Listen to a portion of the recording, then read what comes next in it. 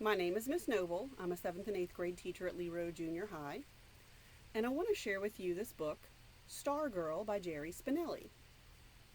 This book was in my classroom, and when I found out that we would have to go home and wouldn't be able to teach from school, I picked this book up. One night when I was watching Disney Plus with my kids, I saw Stargirl on the channel, and I said, "Oh, cool. Well, I have the book. Now I want to read it before I watch the movie." So I figured that since it's on Disney Plus, it might be a book that you might be interested also. And then you can follow one of the 7th and 8th grade ELA standards and compare book to movie. So I'm going to be reading this to you in several videos. Today we're going to start off with this. And it is about a girl who doesn't want to conform, which means follow along and do everything that other people are doing. So I will begin, and I will stop at certain points and check for understanding or clarify things. So bear with me. I'm going to kind of be like a teacher in class, but since you're on video and we don't have that interaction to go back and forth, I still want you to think about what these things could be. Try to answer the questions in your head, and then I'll give you the answers when we're done. So it starts off with a like a forward porcupine necktie. When I was little, my Uncle Pete had a necktie with a porcupine painted on it. I thought that necktie was just about the neatest thing in the world. Uncle Pete would stand patiently before me while I ran my fingers over the silky surface, half expecting to be stuck by one of the quills. Once, he let me wear it. I kept looking for one of my own, but I could never find one. I was 12 when we moved from Pennsylvania to Arizona. When Uncle Pete came to say goodbye, he was wearing the tie. I thought he did so to give me one last look at it, and I was grateful. But then, with a dramatic flourish, he whipped off the tie, draped it around my neck. "It's yours," he said. Going away present. I love that porcupine tie so much that I decided to start a collection. 2 years after we settled in Arizona, the number of ties in my collection was still one. Where do you find a porcupine necktie in Micah, Arizona? Or anywhere else for that matter?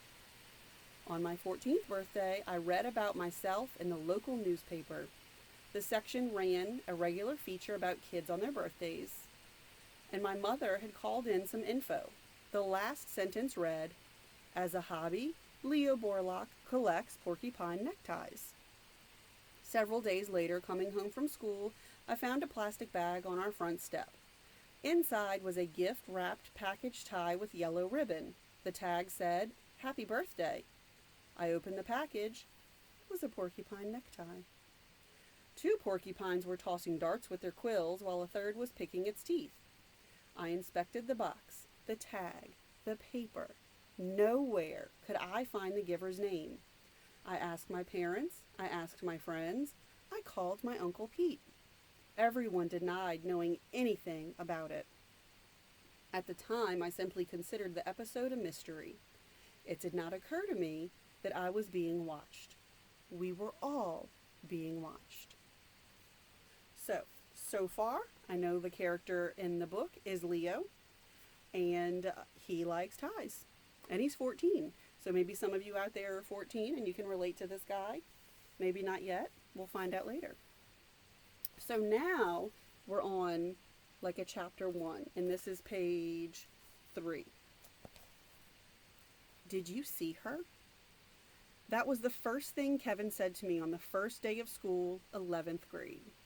We were waiting for the bell to ring. "See who?" I said. "Ha!" He craned his neck, scanning the mob. He had witnessed something remarkable. It showed on his face. He grinned, still scanning. "You'll know." There were hundreds of us milling about, calling names, pointing to summer-tanned faces we hadn't seen since June. Our interest in each other was never keener than during the 15 minutes before the first bell of the first day. I punched his arm. "Who?" The bell rang. We poured inside. I heard it again in homeroom, a whispered voice behind me as we said the Pledge of Allegiance. You see her? I heard it in the hallways. I heard it in English and geometry. Did you see her? Who could it be? A new student? A spectacular blonde from California? Or from back east, where many of us came from?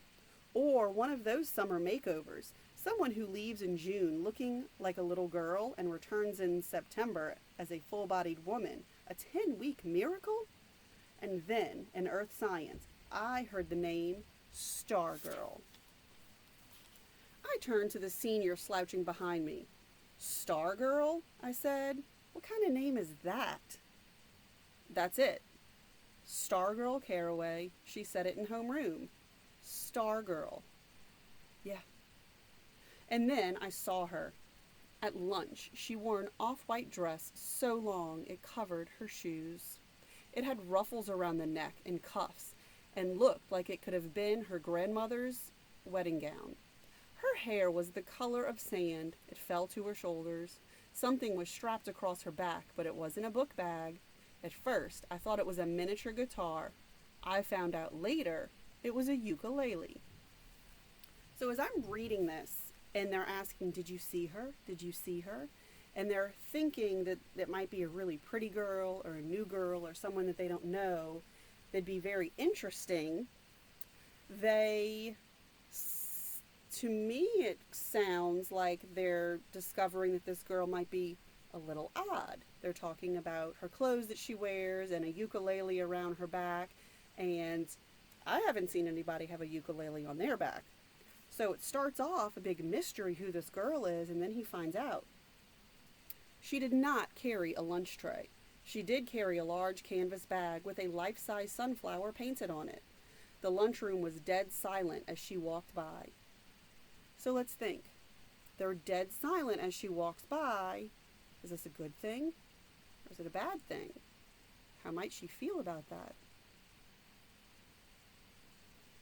Oh, I lost my spot. She stopped at an empty table, laid down her bag, slung the instrument strap over her chair, and sat down.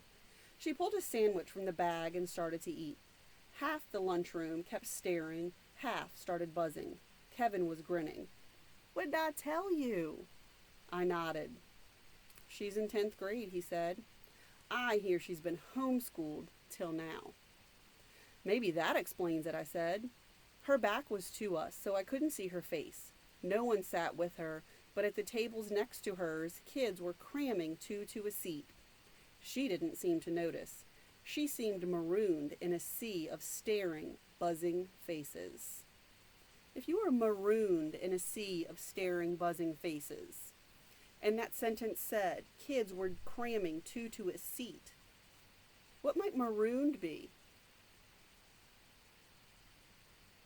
Like alone, by yourself? Kevin was grinning again. You thinking what I'm thinking, he said. I grinned back. He nodded. Hot Seat! Hot Seat was our in-school TV show. We had started it the year before. I was producer-director. Kevin was on-camera host. Each month he interviewed a student. So far, most of them had been honor student types, athletes, model citizens, noteworthy in the usual ways, but not especially interesting. Suddenly, Kevin's eyes boggled. The girl was picking up her ukulele, and now she was strumming it. And now she was singing. Strumming away, bobbing her head and shoulders, singing. I'm looking over a four-leaf clover that I overlooked before. Stone silence all around. Then came the sound of a single person clapping. I looked. It was the lunch line cashier. And now the girl was standing, slinging her bag over one shoulder and marching among the tables, strumming and singing and strutting and twirling. Heads swung, eyes followed her, mouths hung open. Disbelief. When she came by our table, I got my first good look at her face.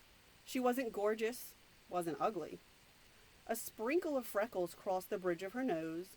Mostly she looked like 100 other girls in school, except for two things. She wore no makeup, and her eyes were the biggest I'd ever seen. Like deer's eyes caught in headlights. She twirled as she went past, her flaring skirt brushing my pant leg, and then she marched out of the lunchroom. From among the tables came 3 slow claps. Someone whistled. Someone yelped. Kevin and I gawked at each other. That's gawked. Kevin held up his hands and framed a marquee in the air. Hot seat, coming attraction, Stargirl. I slapped the table. Yes! We slammed hands. And that brings us to chapter 2, which will be another video. So, think about what you discovered in that chapter. Think about the characters you came across. And we'll see you next time. Bye.